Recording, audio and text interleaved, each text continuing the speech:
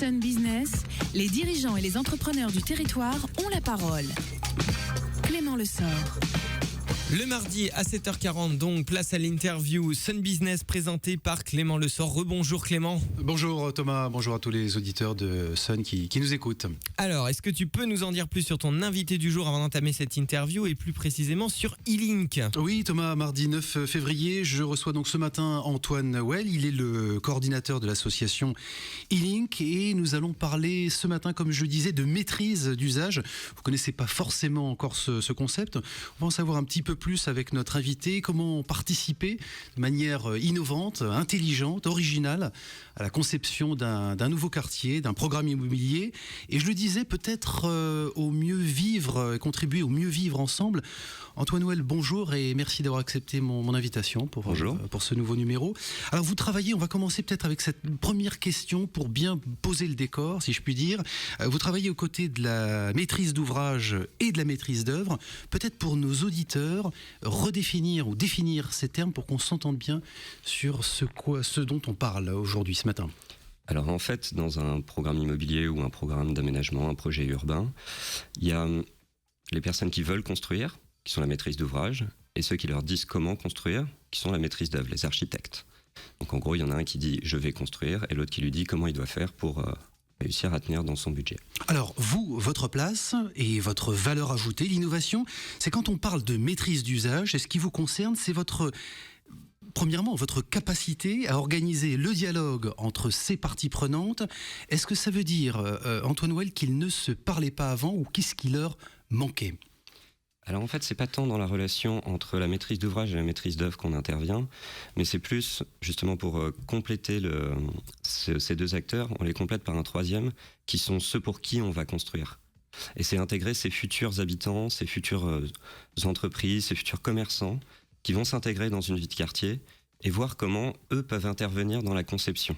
Mais ça veut dire qu'on ne s'y intéressait pas avant, on ne s'intéressait pas à l'usager, ça paraît presque évident. Ça paraît évident. Aujourd'hui, dans un monde où le numérique permet de changer les modèles assez rapidement, ça paraît assez évident. On fait des versions bêta qui nous permettent d'avancer, de mettre un premier test de logiciel. Mais pour le bâtiment, c'est beaucoup plus compliqué parce qu'une fois que le bâtiment est construit, il est construit en fait, on peut plus le modifier. Et rarement, au moment où on lance un projet, on connaît ceux qui vont y habiter, ceux qui vont y vivre. D'autant plus dans une société où on est de plus en plus mobile, où on reste de moins en moins longtemps dans un bâtiment. Donc ça nécessite en fait d'ouvrir les process, d'apprendre à parler de nouveaux langages, d'apprendre à parler le langage d'entreprises créatives, le langage de futurs habitants, et d'être moins entre experts, en fait, c'est ça. Alors Antoine Well, comment vous les avez convaincus, ces acteurs qui avaient leur façon de travailler, leurs habitudes, d'aller dans ces nouveaux process ? Comment vous les avez convaincus, avec quels arguments ? Un capital sympathie hors norme.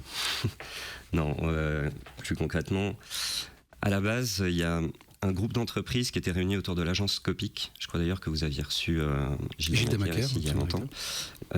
Donc autour de cette entreprise s'étaient réunies une quinzaine de structures, tout profil différents, qui réfléchissaient à se construire des bureaux plus ouverts sur l'extérieur, qui soient plus en lien avec leur quartier, qui participent au développement local. Et en fait, ce groupe d'entreprises a rencontré un groupement de promoteurs qui travaillaient sur le nouveau quartier de la Prairie au Duc, qui est un écoquartier qui se situe entre le hangar à bananes et les machines de Lille. Donc on est sur l'île de Nantes. On est sur l'île de Nantes. Et de cette rencontre, en fait, est née une proposition atypique, qui est le projet E-Link, où on s'est mis à penser le plus en amont possible comment allaient vivre ces lieux, quelle allait être la vie de quartier possible de ces lieux, et donc quels services, quels espaces permettaient une rencontre entre des habitants, des entreprises, des travailleurs, voilà, tout ce petit monde. Quels sont, justement, je vous demandais comment vous les avez convaincus, quelles sont leurs motivations à ces acteurs, ces grands acteurs classiques de l'immobilier, d'adhérer à ces nouveaux process, à cette nouvelle façon de faire avec vous ? Je pense qu'elle est double, leur motivation. Il y a bien sûr une motivation d'avantage concurrentiel, c'est-à-dire on se démarque par l'innovation, par une nouvelle manière de faire. Et puis il y a aussi une prise de conscience que les modèles sont en train d'évoluer, absolument tous, quand on parle de modèle économique, quand on parle de modèle de société, de modèle de projet, et qu'en fait il faut apprendre à faire différemment, parce que les anciens modèles sont en train de disparaître, mourir, et donc on a eu la chance de tomber sur des acteurs économiques, effectivement on va dire de l'ancien temps, qui sont Ardissa, Vinci Immobilier, Adimwest, Harmonie Mutuelle, Harmonie Habitat, qui dépend d'une mutuelle, qui sont des acteurs plutôt old school, on va dire, et qui se sont dit, on peut faire différemment, on va apprendre à faire différemment, et on accepte de prendre le risque, on accepte de s'ouvrir à ces nouvelles méthodes de travail. Antoine Well, des logements, vous parlez de logements habités plus que des logements habitables ou seulement habitables. Qu'est-ce que cela implique, ce qui semble ici n'être qu'une subtilité de langage ? Alors ça implique que toutes les personnes qui vont s'installer là connaissent le projet, connaissent les différents espaces dont je vous parlais, ces espaces qui sont des espaces de coworking, qui sont en gros des endroits où les gens viennent travailler, mais ils ne sont pas de la même entreprise. Ça a des espaces tels que des jardins partagés, tels qu'un gîte urbain, qui est un appartement, une chambre d'amis partagée, on peut dire, qui sont un espace atelier pour accueillir des artistes, ou pour faire des réunions, ou de l'événementiel, ou des réceptions pour les habitants, et le tout chapeauté par une conciergerie. En fait, une conciergerie de quartier qui est vraiment là pour s'assurer que tout se passe bien dans ces espaces, et puis pour dynamiser le quartier, pour faciliter la mise en relation avec les gens. Et en fait, cette conciergerie, c'est un peu le rôle de l'association aujourd'hui, c'est-à-dire d'être là le plus en amont possible pour sensibiliser les futurs habitants, les futures entreprises, leur expliquer bien ce qui va se passer, comment ça se passe, les laisser libres de participer ou pas, mais les fédérer autour de ce projet on peut vivre un peu ensemble. Le but, c'est pas de faire un kibbutz ou une communauté où tout le monde va tout partager. Chacun est propriétaire de son appartement, mais c'est d'avoir des espaces communs qui soient vraiment des communs. Bon, cette association dont vous parlez et que vous coordonnez, c'est E-Link. Vous pariez, Antoine Well, sur l'expertise des futurs habitants, des usagers. C'est surtout de leurs attentes dont il est question. Qu'est-ce qu'ils vous racontent quand vous les sollicitez ?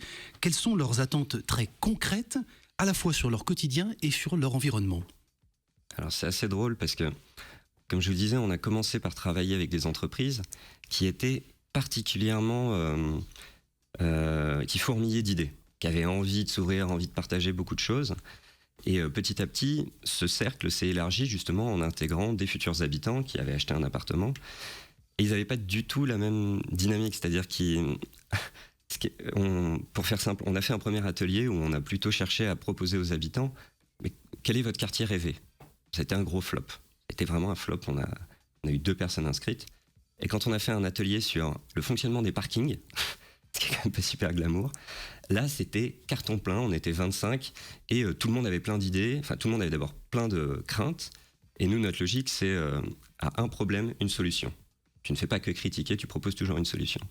Et ça a fourmillé de solutions et il y a plein de choses qui en sont sorties. Alors là, vous parlez de la forme de concertation, un peu en format open source, en tout cas innovation, sur des sujets effectivement très pragmatiques. Ça prend la forme d'ateliers de concertation pour les futurs habitants du quartier. C'est ça, ce sont des ateliers où on va chercher à toujours partir de l'expertise habitante. J'emploie souvent cette petite phrase qui dit « la personne qui sait ce qui est le mieux pour toi, c'est toi ». Et si on te met dans de bonnes conditions, tu peux arriver à te projeter dans des solutions, en fait, plus que dans des problèmes, dans des ressentis. Et dans ce cadre-là, les habitants, on fait des ateliers qui sont animés par un designer, généralement, qui arrive donc avec des outils, qui sont des outils plutôt ludiques, plutôt créatifs, qui n'ont pas on va dire le tampon d'expertise un peu pesante, basée sur beaucoup de connaissances, beaucoup de savoir, mais plus basée sur du ressenti, plus basée sur de la créativité. Et en fait, tout le monde est capable d'avoir cette créativité et ce ressenti. Alors Antoine Well, ma question, elle est bien entendu très très fléchée. Quelle incidence, ce qui m'intéresse, c'est de savoir quelle influence ont vos actions et comment est-ce que vous pesez réellement sur l'évolution du projet architectural et de quelle manière, quelles orientations vous engagez ?